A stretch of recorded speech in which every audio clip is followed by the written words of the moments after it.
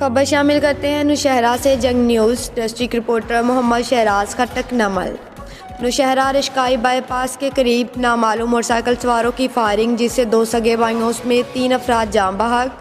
Anne शाहदीन के मुताबिक जाँ बहक होने वाले दोनों भाई और भतीजा हुजरा में बैठे थे कि नामालूम मोटरसाइकिल सवारों ने इन पर अंधाधुंध फायरिंग कर दी। रेस्क्यू 1112 के मेडिकल टीमों ने लाशों को अस्पताल मुंतकिल कर दिया। पुलिस के मुताबिक वजह अनाद मालूम ना हो सका, तहकीकात जारी। रेस्क्यू तर्जमान के मुताबिक जाँ बहक होने वालों में 2 सगे भाई और भतीजा शामिल हैं, जिसकी शनाख्त 50 साल लियाकत, 35 साल आरफ और 18 साल अब्दुल रहमान के नाम से हुई।